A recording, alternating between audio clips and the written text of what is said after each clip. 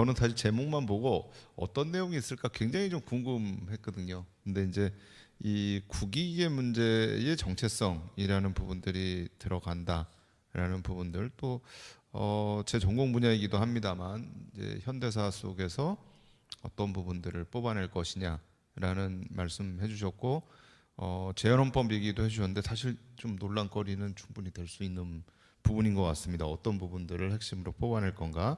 일단 토론을 저희 국제대학원의 송지연 교수님께서 좀 해주실 텐데요.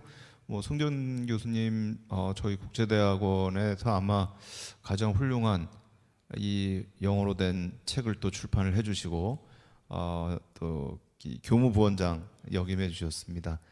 토론 부탁드리겠습니다. 한 5분 정도 부탁드리겠습니다.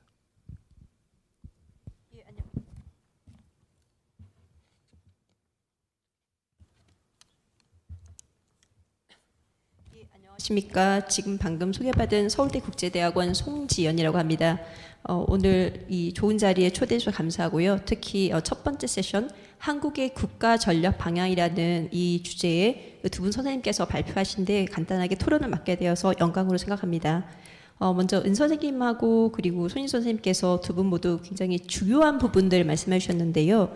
은기수 교수님께서는 사실 한국에 조금 국내적으로 지금 가장 많이 논의되고 있는 주제 중 하나인 인구 문제에 대해서 말씀해 주셨고요. 뭐 다들 아시겠지만 인구 문제라는 건 기본적으로 국가, 사회 그리고 그 조직의 지속 가능성의 문제이기 때문에 근본적인 사실은 질문을 던지신 부분인 것이고, 그리고 손인주 교수님께서 사실은 조금 대외적인 부분, 한국이 흔히들 말하는 뭐 약소국, 중견국에서 우리의 위치가 어디인가, 그리고 한국이 지금 고민해야 되는 대외 전략, 그리고 우리의 위치, 우리의 관계의 부분을 말씀하셨습니다. 그래서 두 분께서는 조금 이제 국내, 국제로 크게 나눠서 말씀해 주셨는데요. 두 분께서 하신 발표를 중심 조금 의견을 드리고, 그리고 제가 발표 듣고 그리고 발표문 보면서 조금 궁금했던 사항 등을 말씀을 드리겠습니다. 그래서 이 부분이 나중에 다른 선생님들께서 토론하시는 조금 이제 그 시작점이 되었으면 합니다. 먼저 은 선생님께서 해주신 부분 인구 문제 변화인데요. 그 최근 한 뭐 10년, 20년 동안 한국에서 가장 당면한 사회 문제 중 하나, 그 근본적인 문제 중 하나가 이제 인구 문제인데 잘 말씀을 해주셨습니다만 저출산 고령화 문제를 말씀해 주셨습니다. 그리고 여기서 그친 것이 아니라 몇 가지 대안들, 여러 정책 대안들 말씀해 주셨는데요. 일단은 다들 아시겠지만 저출산 고령화라는 게 사실 한국만의 문제는 아닙니다. 많은 이제 서구 선진 사는 국가들이 경험하고 있는 문제이고, 그리고 이제 그 다들 고민을 하고 있는 문제인데요. 근데 은 선생님께서 말씀을 잘 해주셨지만 가장 한국의 문제라고 한다면 이 속도가 굉장히 빠르다는 것이죠. 그러니까 어느 나라든 경로는 비슷한데 한국이 경험하고 있는 것은 다른 나라들이 경험하고 있는 것에 예컨대 뭐 한 2배, 3배의 속도로 진행이 되고 있는데 반대로 여기에 대한 대응 굉장히 늦다는 부분을 잘 말씀해 주신 것 같습니다. 그래서 여러 가지 문제 중에서 뭐 특히 사회 생태계 붕괴 부분, 뭐 그 기본적으로는 경제 구조, 그리고 교육 문제, 지방 소멸, 그리고 사회 보장 제도를 말씀해 주셨습니다. 그래서 이제 이 부분들 다들 저도 동의하는 부분이고요.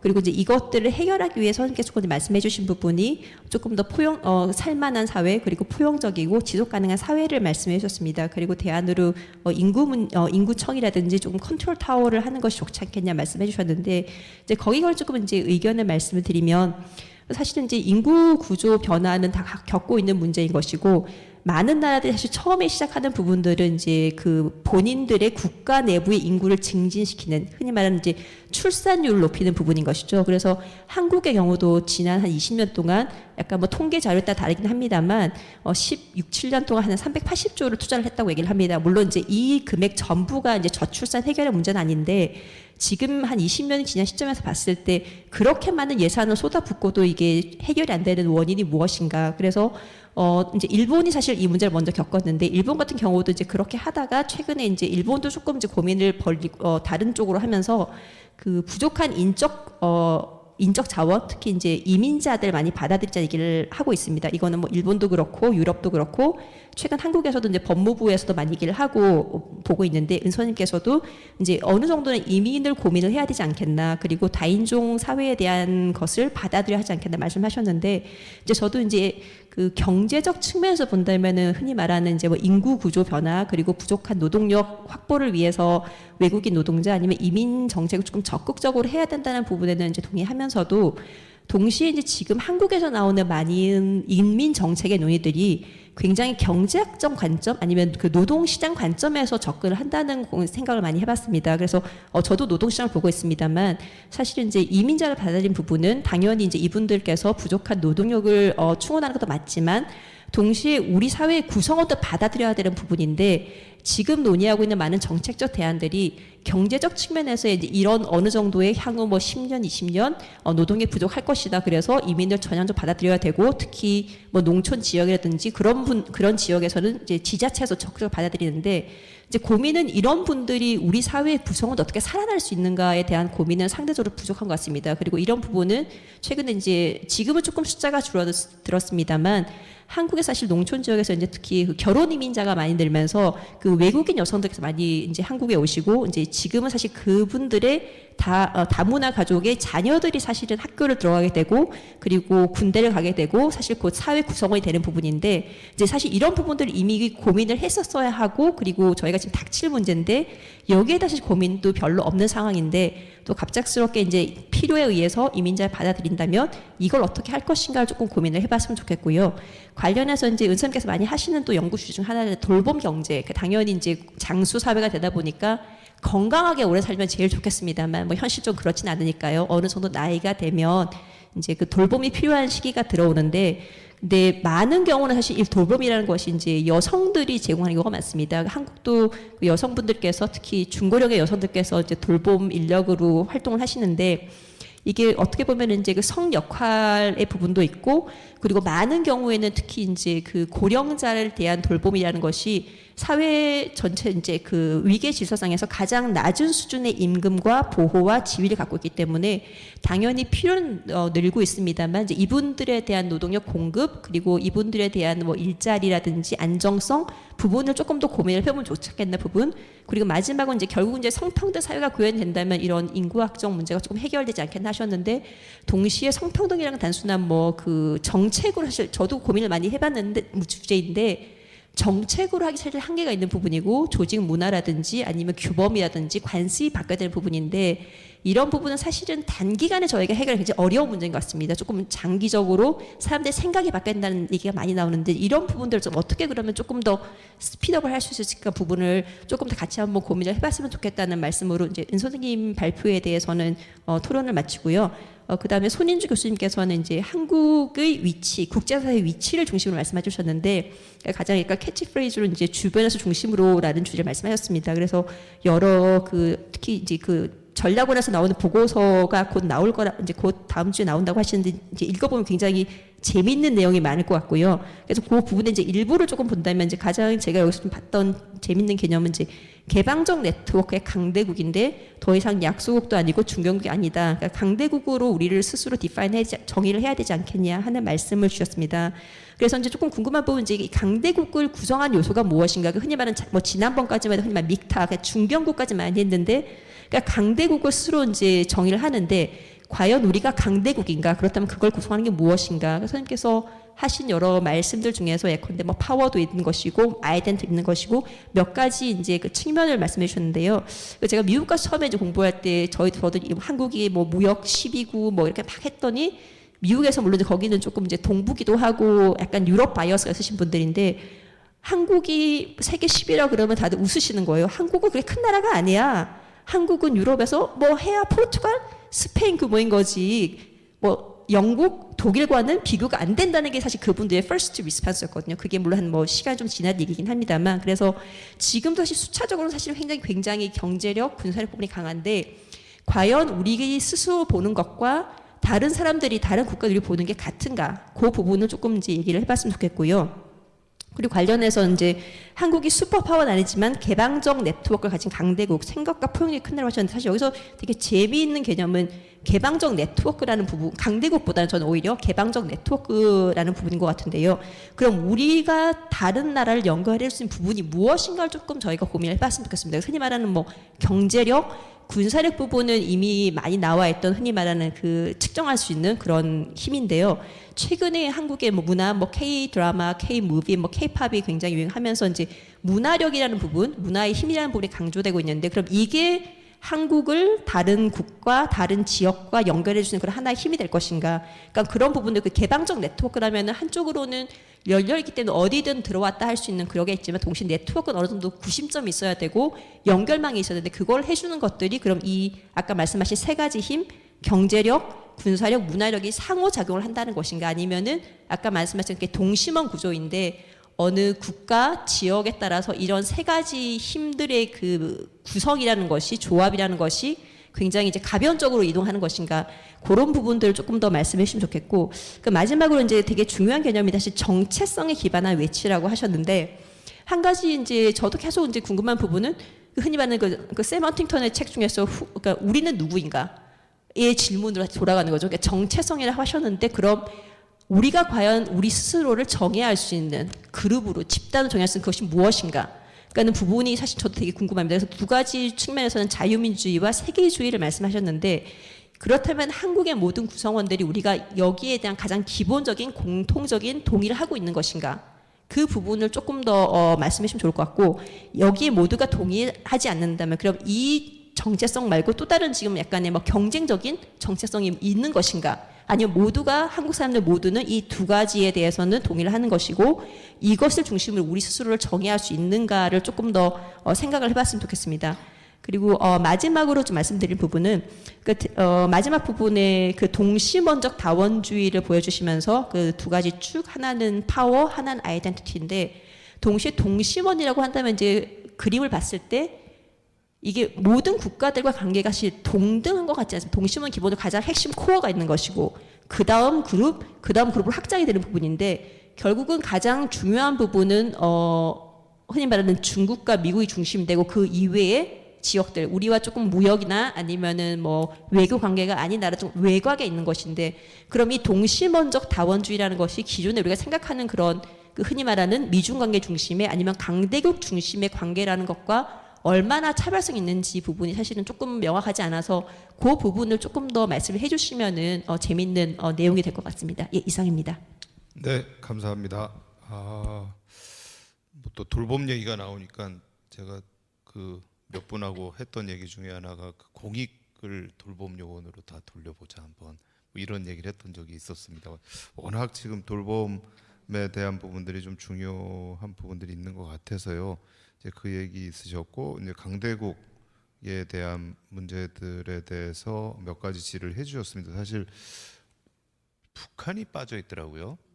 북한은 어떻게 할 건가? 좀 저는 사실 그것도 좀 궁금했는데요. 일단 두 분 선생님께 간단하게 한 1분 정도만 뭐 중요한 점 얘기해 주시고 플로어로 다 열어가지고 다시 한번 기회를 또 드리도록 하겠습니다. 혹시 뭐 1분 정도 간단히.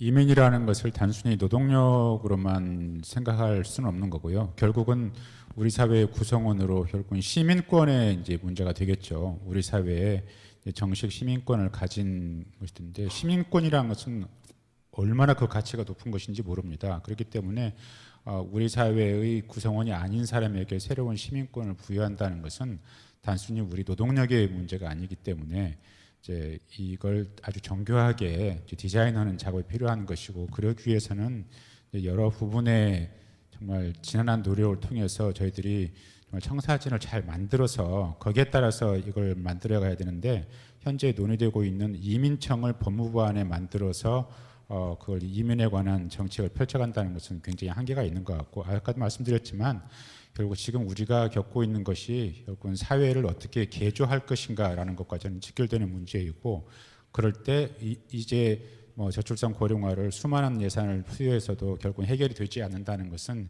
결국은 지금의 사회가 지속될 수 없다는 것을 또 보여주는 한 단면이기 때문에 그러면 이제 우리가 어떤 새로운 사회를 만들어야 될 것인가 거기에 대해서 공유하는데 저는 중요하다고 생각하고 단순히 노동력으로만 접근하지 않는다는 걸 말씀드릴 것 같고 팬데믹 시대에 우리가 깨달은 것은 정말 돌봄이라는 것이 지금까지 누군가의 희생에 의해서 이루어졌는데 이게 한순간에 이게 막히게 되면 전 사회 체계가 움직이지 않는다는 걸 저희들이 경험했기 때문에 21세기에는 특히 이 초고령화 사회이기 때문에 이 돌봄 문제는 이제는 한국 사회가 전반적으로 여기에 대한 새로운 인식을 해야 되고 사회 자체가 돌봄 사회라는 개념으로 가야 된다는 쪽으로 저는 말씀드리고 싶습니다. 예.